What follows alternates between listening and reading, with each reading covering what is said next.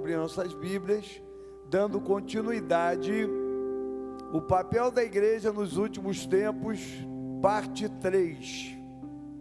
Amém? Queria que todos abram o livro de Malaquias. Quando fala em Malaquias, todo mundo coça o bolso, né, querido? Parece que a gente vai falar de dinheiro, mas não é não. Nós vamos falar de algo muito maior do que dinheiro. Esse texto aqui me deixou... É aquilo, a palavra de Deus é a palavra de Deus, não tem nada igual, né? Malaquias 3, 16, diz assim: depois, todos acharam? Quem não achou diz: tem misericórdia. Este é o último livro do Velho Testamento. Se você abrir assim mais para o meio, lá em Mateus, você vai achar atrás. Vou ler, hein? Malaquias 3, 16. Vamos lá. Depois aqueles que temiam o Senhor, eu vou ler aqui que é melhor para mim. Eu já boto uma letra bem grandona, vai me ler. Vamos lá. Aqueles que temiam o Senhor conversaram uns com os outros. Note o texto, a profundidade e a grandiosidade desse texto. Nós tivemos aula hoje de hermenêutica de manhã. Amém? Vamos lá. Aqueles que temiam o Senhor conversaram uns com os outros, e o Senhor os ouviu com atenção. Eu quero que você diga assim: quando pessoas que temem o Senhor se reúnem, o Senhor abre seus ouvidos para aquele lugar. Amém? E foi escrito um livro como memorial à sua presença acerca dos que temiam o Senhor e honravam o seu nome. Amém? Preste atenção, o livro de Crônicas, e era comum os reis da época, você vai ver rei Xerxes, né, no livro de Esther, você vai ver o rei Xerxes, ele vive uma experiência, que eu quero contar essa experiência logo na introdução dessa palavra. Ele perdeu o sono à noite. Depois dizem que não, mas naquela época também tinha livro-book, naquela época, tinha sim, porque diz assim, o rei Xerxes, né, ele tinha perdido a noite de sono, ele não conseguia dormir naquele dia, e ele pediu para ler as crônicas, e alguém leu para ele as crônicas daqueles dias que tinham acontecido. O que tinha acontecido naqueles dias? Um homem chamado Mardoqueu, ele havia escutado oficiais do rei que queriam matar o rei, e ele fez o que? Ele contou para Esther a história, e ele falou: cara, ninguém fez nada para elogiar esse cara. Preste atenção, diga assim: estar em Deus é viver dentro do sobrenatural. Naquela época, na época do rei Xerxes, na época de Esther, tinha um cara chamado Amã. É isso? Se eu esqueci, alguém me lembra? Alguém seminarista? É Amã mesmo, né? Então Amã planejou matar quem? Mardoqueu. E o que Amã fez? Amã preparou uma forca, preparou uma estaca, uma forca, e falou: vou matar Mardoqueu, ele não se curva diante de mim.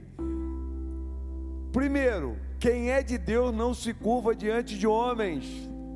Quem é do Senhor não se curva diante de problemas, pois quem teme a Deus não vai temer nada nesse universo. Quem teme ao Senhor não precisa temer mais nada nesse mundo, porque o Senhor é a nossa força, o Senhor é a nossa rocha, o Senhor é o sustento da nossa vida. E nós, por estarmos em Deus, fazemos toda a diferença para o mundo. Você imagine só, Deus trabalhando. O que Mardoqueu estava fazendo naquela noite, naquele dia? Estava dormindo, descansando. Mardoqueu descansava. E quem é Mardoqueu? Servo do Deus Altíssimo. Era o homem que representava Israel, não politicamente, mas ele representava Israel na intercessão diante de Deus, porque todos os problemas que Israel tinha, Mardoqueu orava. Todos os problemas de Israel tinha, Mardoqueu estava de joelho no chão intercedendo, fazendo jejuns, votos e orações e clamando. Agora nós vemos uma situação, um homem do inferno planeja tirar a vida de Mardoqueu. O Deus do céu trabalha no coração do rei pela madrugada. E o que aconteceu? Amã veio para falar com o rei, vai entrar na presença do rei, e ele entra na presença do rei. A intenção dele era matar Mardoqueu. E aí o rei para Amã, antes dele falar qualquer coisa, ele é o rei, ele tem a primazia para falar, e ele diz assim, ó: Amã, o que eu faria com um homem que fosse responsável por abençoar a minha vida? Aí Amã pensou na cabeça dele: sou eu, cara. Sou eu, cara. Eu quero que você diga assim: existe um Deus trabalhando a favor da minha vida. Você entendeu? Você está em Deus? Espera aí, vamos lá, quero ter certeza. Você está em Deus? Você está em Deus? Tem certeza? Não é porque você é forte, não é porque você é capaz, é porque pela sua humilde fé, você diz: eu estou no Senhor, eu posso todas as coisas naquele que me fortalece. Amã não preparou nada, Amã não sabia do que o diabo estava armando, mas Deus sabia de tudo. Deus vê tudo e sabe tudo. Você sabe o que aconteceu? Amã chegou lá para falar com o rei: eu quero a cabeça de Mardoqueu. O rei pergunta para Amã: Amã, o que eu faria com alguém que salvou minha vida, que me causou uma bênção grandiosa? Amã: aí é comigo. Ele falou: isso aí é para mim. Aí Amã disse: olha, eu botaria essa pessoa montado no cavalo do rei, botaria a coroa nele, colocaria o manto real e sairia pelas ruas, mandava alguém sair pelas ruas, gritando: Mardoqueu, Mardoqueu, eu estou antecipando, esse é o homem que trouxe bênção ao reinado de Nabucodonosor. Vamos lá, vamos colocar assim? E aí o que acontece? Quando Amã falou tudo isso, olha, bota sentado no cavalo, bota manto nele, bota coroa nele, bota tudo nele. Aí o rei falou assim: então olha só, você vai pegar Mardoqueu e vai fazer isso com ele. O cara que foi mandar matar, agora tem que honrar publicamente perante todo o povo. Esse é o Deus que a gente serve. Deixa eu te falar, descansa em Deus. Todo mal que está sendo planejado contra a sua vida, se você estiver em Deus, a grande diferença dos que confiam no Senhor e daqueles que não confiam é essa: os que confiam vão ver milagres e vão viver no sobrenatural de Deus.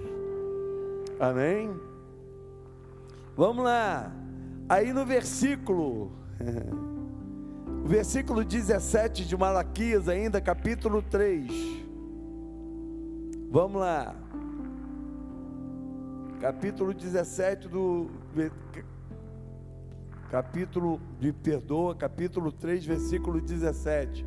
No dia em que eu agi, olha o que Deus está dizendo. Quando ele diz o dia que eu agi, está vendo lá? O dia que eu agi. Quando Deus diz isso, o que está acontecendo com o mundo hoje? O mundo não jaz no maligno? O mundo jaz no maligno? Jaz? Amém? Muito bem. as coisas que estão acontecendo, não é no Brasil só não, no mundo inteiro.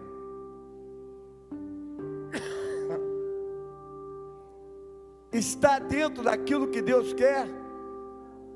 Não está. Vocês querem ver uma coisa? Querem ver uma coisa? Estão destruindo a cultura, estão destruindo tudo que se pode imaginar que é de Deus, estão acabando. Como no outro dia eu vi, né, a filha de Billy Graham falando, a filha dele falou: vocês tiraram Deus das escolas, tiraram a oração das escolas, vocês agora estabeleceram questões de gênero, vocês botam isso, essa liberdade, vocês pegaram Deus e pediram a Deus para expulsaram Deus da nossa nação. E agora algum mal acontece, vocês querem culpar a Deus por isso? Deixa eu te falar uma coisa para todos vocês aqui: cultuem o Senhor na casa de vocês, levante altares dentro da casa de vocês, impregne os ares, os céus da casa de vocês de oração, louvor, adoração, de tudo que exalta o nome do Senhor. Sabe por quê? Vocês vão deixar os ares da casa de vocês completamente como se fosse uma cúpula de uma blindagem de poder de Deus, porque você adora, você glorifica, você exalta, então você cria uma proteção em volta do seu lar. A tua casa não é lugar de palavrões, de xingamento, de promiscuidade, de pornografia.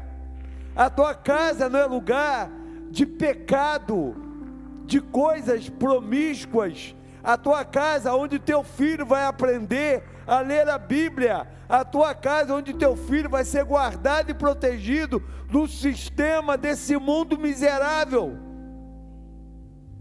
porque o mundo já é no maligno. Mas olha o que Deus está dizendo aqui: no dia em que eu agir, porque Ele vai agir, o dia do Senhor está próximo. Diz o Senhor dos Exércitos: eles serão meu tesouro pessoal. Quem? Nós. Diga comigo assim: eu sou um tesouro pessoal de Deus. Diga assim: o mundo pode virar uma pandemia, mas eu não serei tocado. Olha o que ele continua dizendo: eu terei compaixão deles, como um pai tem compaixão do seu filho, que lhe obedece. Viu aqui, ó, obedece. Você obedece?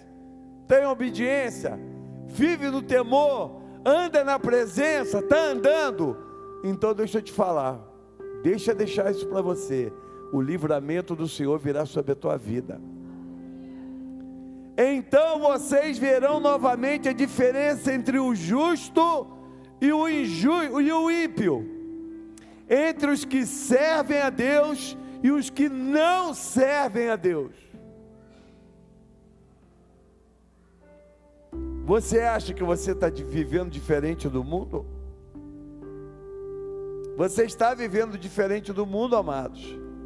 Exemplo dos que temeram, confiaram no meio das provações do Senhor. Um exemplo vivo: José do Egito. José, queridos, ele passou por uma prova e aprendeu uma lição belíssima. José começava a sonhar em casa, onde ele via os irmãos, ele via todo mundo ali se curvando diante dele. Ele era um jovem, um adolescente ainda, crescendo, estava aprendendo a ser homem, ainda não era um homem ali. E aí Deus, eu quero que você diga assim, eu quero que você diga comigo assim: Deus transforma meninos em homens. Gabriel, Deus pegou um menino e está transformando no homem. Que orgulho que nós temos de você. Amém? Então preste atenção: Deus transforma meninos em homens. Deus transforma homens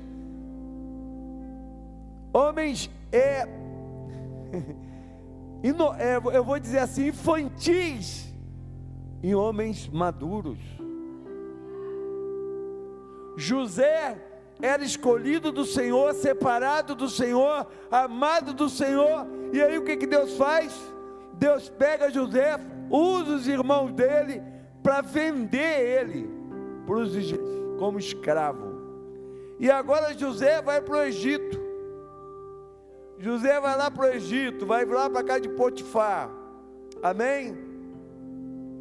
Vai para a casa de Potifar. Olha o que está escrito.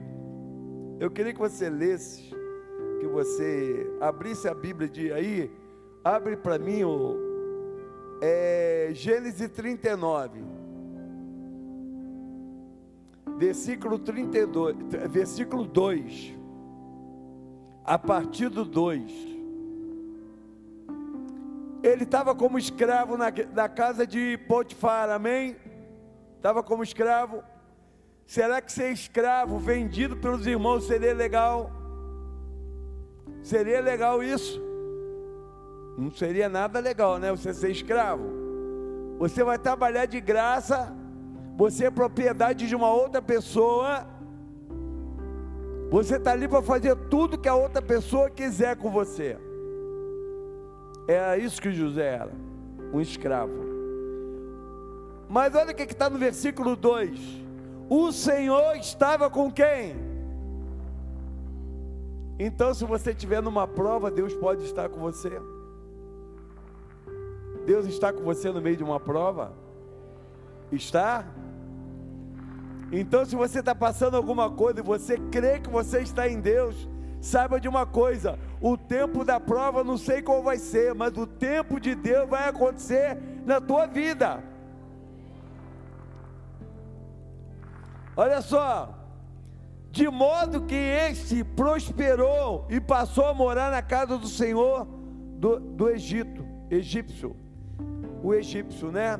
Preste atenção, quando diz o texto que ele passou a morar na casa, é porque ele morava ao léu. Ele estava lá, como escravo. Os outros escravos viviam num lugar separado. Ele agora vai para casa, viver naquele lugar de mais conforto. Aí diz assim o versículo 3: quando esse percebeu que o Senhor estava com ele, quem? O egípcio, e que o fazia prosperar em tudo que realizava, agradou-se de José e tornou-o administrador dos seus bens. Quando o Senhor está na sua vida, Ele vai fazer você prosperar no meio de uma adversidade. Ele vai fazer você ter sucesso quando ninguém vê sucesso na sua vida. Amém?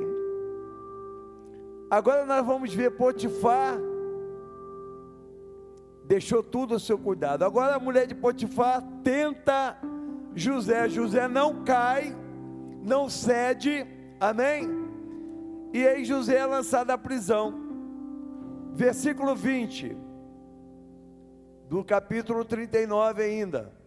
Mandou buscar José e lançou na prisão em que eram postos os prisioneiros do rei.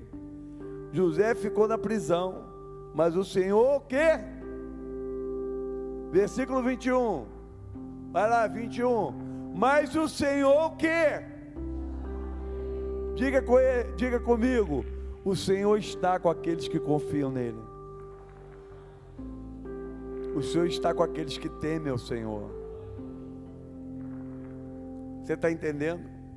Preste bem atenção, porque daqui a pouco eu quero chegar num lugar com você, hein? E com ele tratou com bondade, concedendo-lhe a simpatia do carcereiro. Por isso o carcereiro entregou tudo na mão de José. E aí o que aconteceu? Veio o copeiro, veio o padeiro, prenderam o padeiro, prenderam o copeiro. E aí eles tiveram um sonho. José foi e interpretou os sonhos. E ali José falou, os sonhos se cumpriram. A revelação de José fez com que tudo se cumprisse. E agora ele chega para o copeiro e do rei e fala, olha, quando você estiver lá, fala de mim, por favor, arruma uma vaguinha lá na copa para mim, eu quero sair daqui. Às vezes a gente não faz assim, às vezes a gente fala com o prefeito, fala com o vereador tal, não é assim? Fala com fulano, e ciclano conhece ciclano. Eu quero que você diga assim: quando Deus quer, tudo acontece. Eu pergunto para vocês, quem foi que colocou José no cárcere? Não foi Potifar, por causa da mentira da mulher dele? Então, se ele não fosse para o cárcere, ele estaria na casa de Potifar até hoje, morreria servo na casa de Potifar. Mas Deus tem seus planos no meio de uma... Vocês sabem o texto? Naum diz: Deus tem seus planos no meio de uma tempestade. Eu não sei se você está vivendo uma tempestade, eu não sei o que você está vivendo, mas uma coisa eu sei: Deus tem planos no meio de uma tempestade. Sabe, a tempestade para Ele é só uma poeirinha no pé dele, e você está onde? Nas mãos do Senhor. A sua vida está nas mãos do Senhor, porque você é aquele que teme e anda na presença do Senhor. Amém? O que aconteceu? Chamaram José, e aí o faraó tem um sonho, e chegou até a copa. Quanto tempo passou para esse sonho acontecer? Lê lá para mim, bota no capítulo 41 de Gênesis, versículo 1, Gênesis 41, 1, o que está escrito? No final de quantos anos? Eu quero que você diga comigo assim: eu posso esperar. O que o Salmo diz, 40? Esperei com o quê? Paciência no Senhor. Deixa eu explicar para você esse texto. Quando você diz assim, esperei paciência no Senhor, é porque esse período da ansiedade, esse período da espera, o Senhor traz a paz que excede todo entendimento.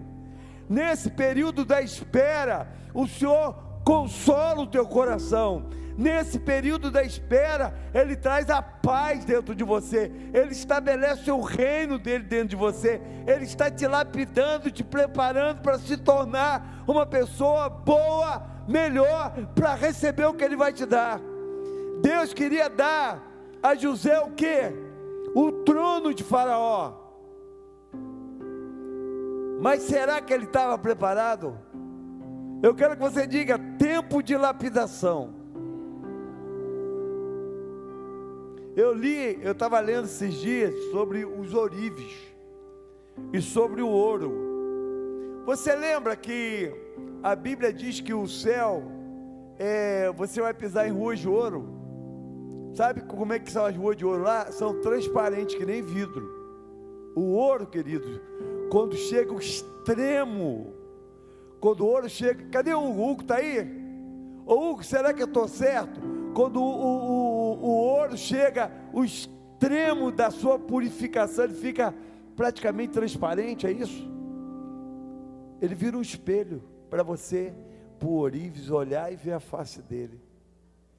Jesus, enquanto está te purificando, Ele está olhando: será que eu estou vendo o meu rosto nele? Será que eu vejo a minha imagem nele?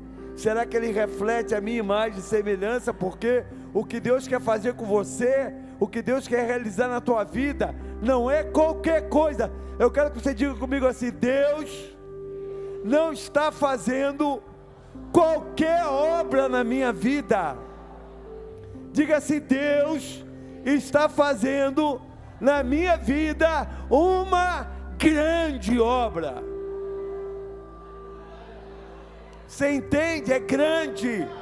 Você tem que estar preparado para não cometer falhas e erros quando você for entregue algo a você e você não tiver capacidade de realizar. Deus pega agora José, com seu caráter refinado, purificado, límpido, e fala assim: agora eu vou te botar no trono do faraó, porque lá você vai continuar refletindo a minha face. Lá o orgulho não vai te derrubar. Lá a soberba não vai fazer você cair. Lá naquele lugar bem alto onde eu estou te colocando, todos saberão que o Senhor é Deus na sua vida. Eu quero falar sobre isso porque hoje eu estou finalizando parte da mensagem, o papel do crente nos últimos tempos. Essa é a parte 3. Então eu quero que você agora pense comigo. Amém? Outros homens que foram, agora vamos ver. Vocês saberão a diferença dos que servem e dos que não servem. Então nós vamos colocar aqui Caleb e Josué diante de toda a nação de Israel. Amém? Presta atenção. A nação inteira, queridos, não se sabe o número exato. Há quem diga 5 milhões, outros dizem 3 milhões, já vi quem disse 2,5 milhões, eu não sei quantos. Eu sei que todos ficaram no deserto, foram sepultados no deserto, inclusive Moisés. 2 homens foram. Imagine agora que 2 homens convivem 40 anos com uma geração que morre no deserto. Deus dá a esses homens vigor, força, energia, capacidade para chegar aos 80 e continuarem como se tivesse com 40. Assim como as vestes dos judeus não se desgastaram, a vida de Josué e Caleb também não. E eles foram exemplos de modelo. Todos que olhavam para Josué diziam: aquele homem viu tudo, aquele homem sabe de tudo, foi fiel em tudo, foi fiel a todos. Vocês sabem quem deveria assumir o comando de Israel no lugar de Moisés? Deveria ser Arão, porque eu não vou agora parar para especular o texto, mas o texto diz assim: e Deus mandou Moisés e Arão subir ao monte. Sabe o que Arão fez? Desceu, ficou com o povo. Quem subiu para o monte com Moisés? Josué. E diz a Bíblia que Josué não saía da tenda. Ele ficou viciadão, doidão na presença de Deus, pela presença de Deus. Eu vou te falar um negócio: a presença de Deus vicia. Não tem até o louvor que diz: quem viveu um dia na tua presença não pode viver mais na tenda da impiedade. Eu quero a atenção de todos. Cadê os adolescentes ali? Adolescentes, eu quero a atenção de vocês. Por favor, não quero fazer isso, tá bom? Eu quero a atenção de vocês. Preste atenção. Preste atenção no que eu estou falando. Olha, Josué e Caleb, eles deram exemplos e motivos para toda a nação de confiança plena em Deus. Quando Moisés mandou os 12 espias,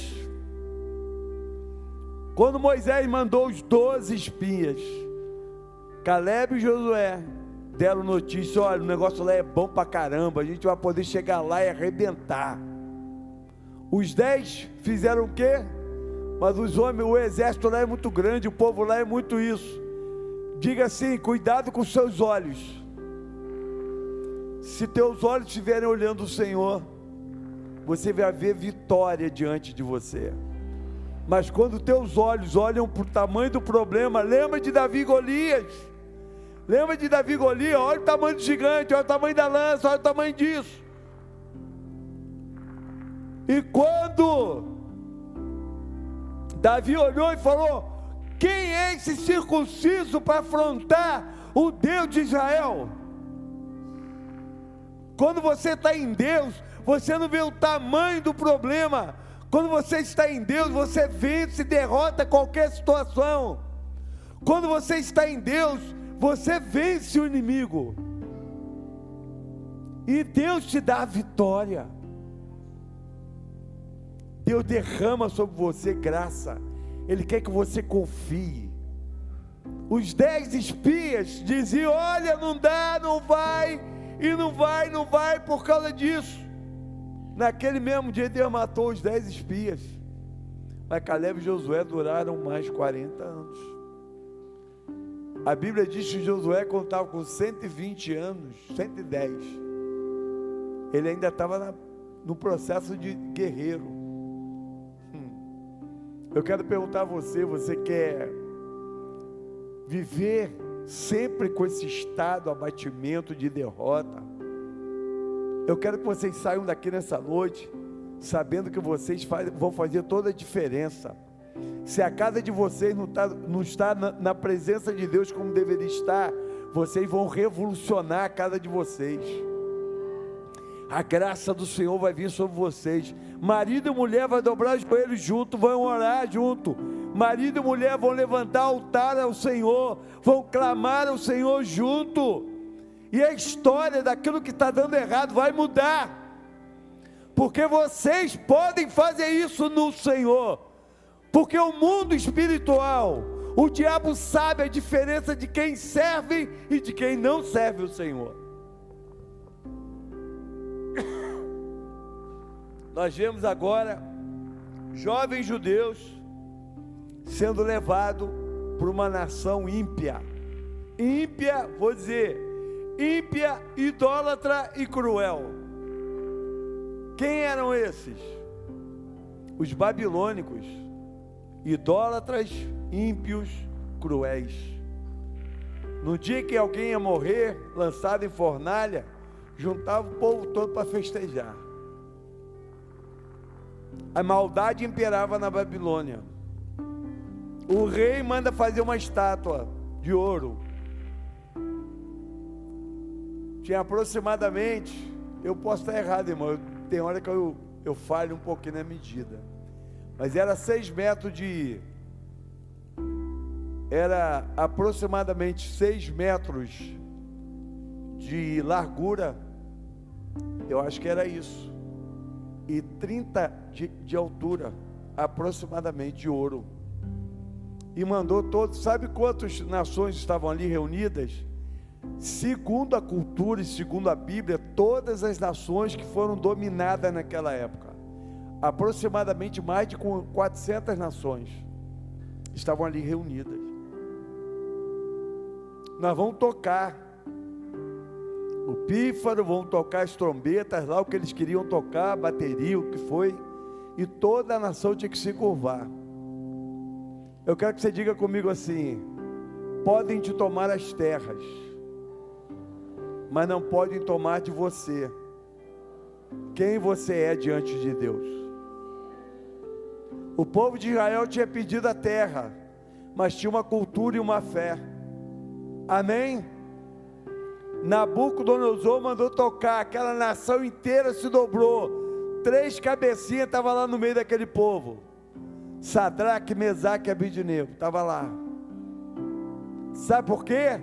Porque quem guarda a sua cultura, quem guarda a sua fé, quem guarda a sua relação íntima com Deus, não se curva. Não se curva. E ali aqueles rapazes agora são obrigados, são amarrados e são lançados numa fornalha. Deixa eu explicar uma coisa a vocês. Todas aquelas nações ouviram uma pregação única sem uma palavra. Jogaram os garotos no fogo, só queimaram as amarras, e morreram os que jogaram. Mas eles cantavam louvores lá na fornalha. Eu li a tradução do texto. Se você, quem tem uma Bíblia de Jerusalém aí, Bíblia de Jerusalém, quem puder, pegue uma Bíblia de Jerusalém, você vai ver, na Bíblia de Jerusalém, no capítulo normal de Daniel, capítulo 3, que está esse texto, nós temos 31 versículos, de 30 a 31 versículos. Na Bíblia de Jerusalém tem 102, se eu não me engano. Diz a Bíblia que lá, quando eles estavam na fornalha, eles estavam de mãos dadas com o quarto homem, que é Jesus. Amém? E eles saltavam e dançavam ali dentro da fornalha. O rei se apavorou com aquilo, ficou de pé e olhou. Tem um lá dentro que é como os deuses, filho dos deuses. Quando você está com o Senhor, firme no Senhor, Ele entra na fornalha, Ele sai da fornalha, Ele faz tudo com você, porque Ele é Senhor e Ele é fiel. Amém? E aí o que aconteceu? Quando mandaram sair os meninos, saíram os três saíram. Amém? Os três saíram e o rei mandou fazer um edito, que ninguém ouse dizer uma palavra agora contra o Deus de Sadraque, Mesaque e Abednego. Imagina agora que aquelas nações inteiras, a Babilônia inteira, quer saber quem é o Deus de Sadraque, Mesaque e Abednego. Quando você é fiel a Deus, quando você confia no Senhor, quando você entrega a tua vida na mão do Senhor, e você tem experiências com Deus, todos saberão quem é o teu Deus. Essa é a grande diferença.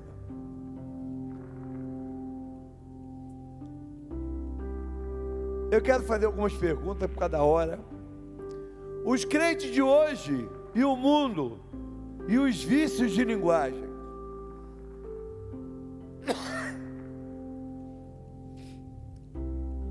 Quem conhece aí uma linguagem, um vício de linguagem, isso não tem nada a ver. Isso aí não tem nada a ver não, pastor. Pode sim, pode fazer. Todo mundo faz isso. Você não é todo mundo. Você é de Jesus. Diga comigo, eu sou de Jesus. Eu e o mundo não temos parte um com o outro. Vocês não têm parte com o mundo. Quando Jesus voltar, você vai subir.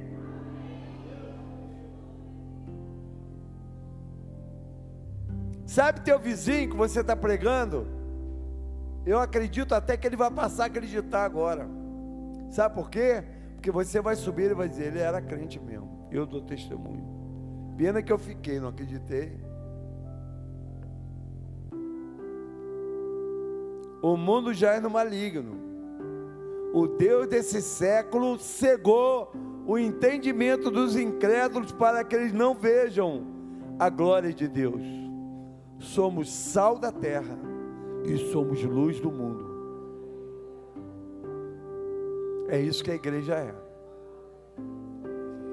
A tua vida sem pregação vai iluminar o mundo com o teu estilo de vida, a tua forma de falar, a tua forma de lidar com os negócios, o teu jeito de resolver os problemas.